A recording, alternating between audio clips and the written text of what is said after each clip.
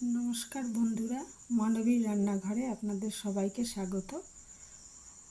আমার আজকের রেসিপি হলো বিয়েবাড়ির ছেঁচড়া। আগে বিয়েবাড়িতে এটা দুপুরবেলায় ভাতের সাথে অবশ্যই থাকতো, কিন্তু এখন তো এটা দেখাই যায় না। জানি না, কোনো কোনো বাড়িতে হয়তো হয়, তবে পারতপক্ষে এটা আর কেউ বানান না, কিন্তু অত্যন্ত সুস্বাদু এই পদটি।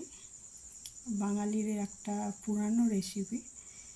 আসুন দেখে নেওয়া যাক এটা কিভাবে বানালাম। এর জন্য আমি নিয়ে নিয়েছি 500 গ্রাম মতো পুঁই শাক, 2টো আলু, 150 মতো কুমড়ো, আর বেগুন একটা, আর 3টে শুকনো লঙ্কা, 3টে কাঁচা লঙ্কা, মাছের মাথা, আর একটু পাঁচফোড়ন ভাজা গুঁড়ো করে এটা দেওয়া হয় আর কি লাস্টে। আসুন দেখে নেওয়া যাক কীভাবে করলাম। একটা ননস্টিক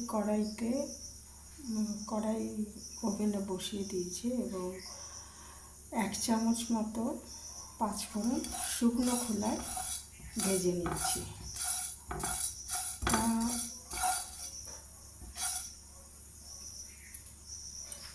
মিনিট 1-1.5 মিনিট ভাজলেই এটা ভাজা গন্ধ ছেড়ে যাবে এবং তখন ওটাকে আমরা গুঁড়ো করে রেখে দেব।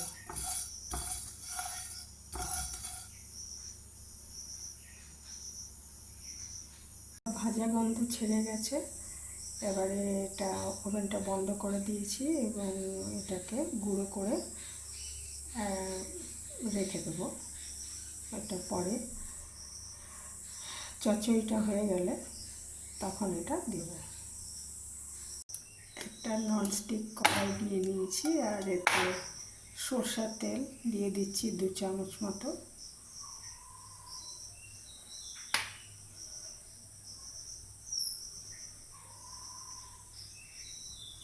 এটা এবারে ওই মাছের মাথা, তেলটা ভালো করে গরম হয়ে গেলে মাছের মাথা ভেজে নেব এর মধ্যে। আঁচটা একটু বাড়িয়ে দিচ্ছি।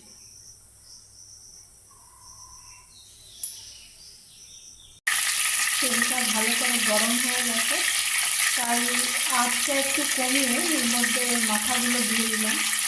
এটা ভালো করে ভেজে নেব আগে, 2-3 পাল্টে ভালো করে ভেজে নিয়ে তারপরে মাথা ভাজা হয়ে গেলে এটা তুলে রাখবো একটা পাত্রে। একদিকটা মোটামুটি ভাজা হয়েছে, আর একদিক ভালো করে ভেজে ভাজা হয়ে মাথাগুলো ভেজে তারপরে এটা পাত্রে তুলে নেব। মাছের মাথা ভাজা হয়ে গেছে, এটা একটা পাত্রে তুলে নিয়েছি। এবার কড়াইতে সবজিগুলো ভেজে নেব, যেগুলো আগে কেটে ধুয়ে রেখেছি। এখানে মিষ্টি কুমড়ো 150 মতো, 2টো বড় আলু আর একটা বেগুন, এগুলো আলাদা করে কেটে ধুয়ে রেখে দিয়েছি এবং ভাজবো আলাদাভাবে, কারণ এগুলো কুকিং টাইম আলাদা আলাদা। আলু সেদ্ধ হতে বেশি সময় লাগে, কুমড়ো একটু কম আর বেগুন আরও কম, কাজেই আলাদা আলাদাভাবে ভেজে তুলে রাখবো। প্রথমে আলুটা ভেজে নিচ্ছি, 1/2 চামচ নুন আর 1/2 চামচ হলুদ দিয়ে এটা ভালো করে ভেজে নিচ্ছি।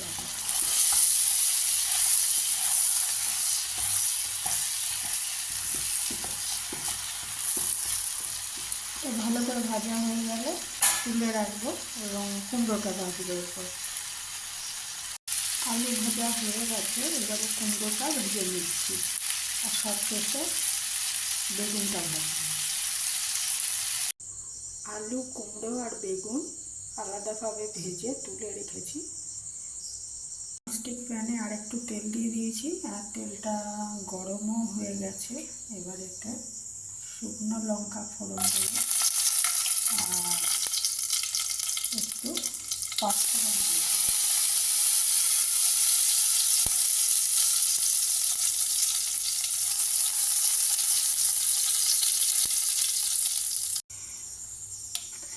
পাঁচফোড়নের গন্ধ ছেড়ে গেছে। এরপরে এতে কুচানো পেঁয়াজ কিছুটা দিয়ে ভাজবো। কুচানো পেঁয়াজটা দিয়ে দিয়েছি। এই পেঁয়াজটা ভাজা হয়ে গেলে এর মধ্যে দেব 1 চামচ আদা বাটা, 1 চামচ রসুন বাটা আর 2 চামচ মতো পেঁয়াজ বাটা দিয়ে করবো। পেঁয়াজটা ভাজা হয়ে গেছিলো, তাই এর মধ্যে আদা বাটা, রসুন বাটা আর একটু পেঁয়াজ বাটা দিয়ে দিয়েছি আর দিয়েছি 3টে কাঁচা লঙ্কা।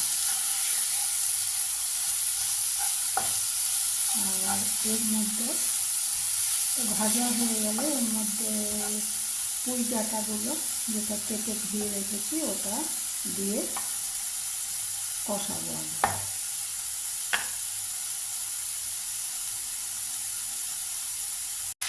পুঁই ডাঁটা দিয়ে দিয়েছি আর এর মধ্যে একটু লবণও দিয়ে দিলাম 1/2 চামচ মতো।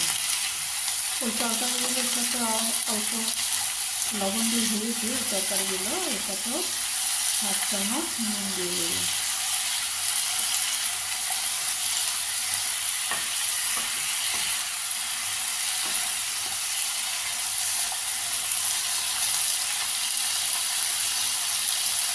কষানো হয়ে গেলে এর মধ্যে মাছের মাথার টুকরোগুলো দিয়ে দেবো।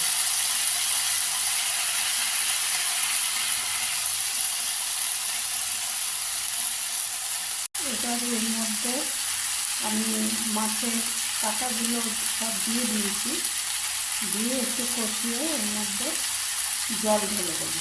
দিয়ে অল্প জল দেবো, বেশি দেবো না, কারণটা হচ্ছে যে তরকারিটা একদম মানে ছ্যাঁচড়া, পুঁই শাকের ছ্যাঁচড়া, এটা একদম শুকনো শুকনো হয়, কাজে বেশি জল দেবো না, জাস্ট সেদ্ধ হওয়ার মতো দিয়ে একটু ঢাকা দিয়ে দেবো। তারপরে তরকারিগুলো আস্তে আস্তে মেশাবো। এই সময় আপনারা 1/2 চামচ চিনি দিয়ে দিতে পারেন স্বাদ হওয়ার জন্য। একটু জল দিয়ে দিয়েছি। এবার এটাকে ঢাকা দিয়ে 5-7 মিনিট রান্না করব।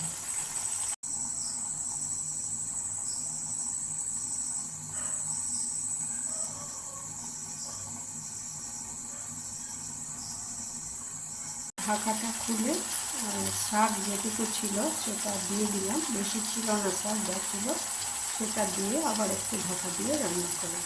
ঢাকাটা খুলে এরপর এর মধ্যে আলু ভাজাগুলো দিয়ে দিলাম, ভাজা আলুগুলো দিয়ে একটু নাড়াচাড়া করে এরপরে কুমড়ো দেবো, কুমড়ো ভাজাগুলো দেবো, তারপরে দেবো বেগুন ভাজা দিয়ে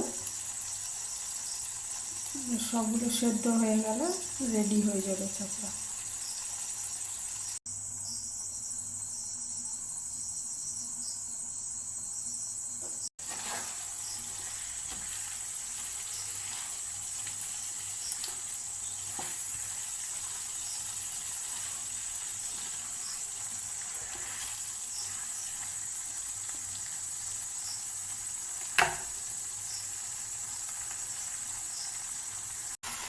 কুমড়োগুলো দিয়ে দিয়েছি।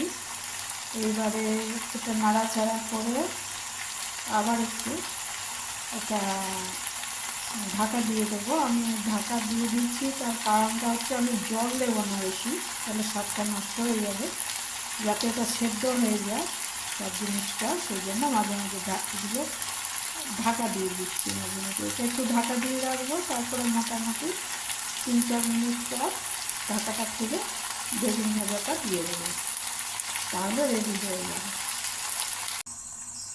ভাজা কুমড়োগুলো দেওয়ার পর ঢাকা দিয়ে দিয়েছি, আঁচটা মিডিয়াম করে রেখেছি যাতে জলটা শুকিয়ে না যায়।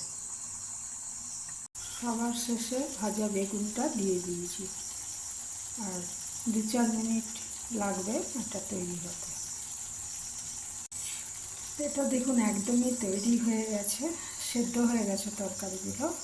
এবারে এটার মধ্যে আমরা প্রথমেই যে 5 ফোড়ন শুকনো খোলায় ভেজে গুঁড়িয়ে রেখেছিলাম সেটা ছড়িয়ে দেব, ছড়িয়ে মিশিয়ে দেব, তাহলে আমাদের রেসিপিটা তৈরি হয়ে যাবে একদম।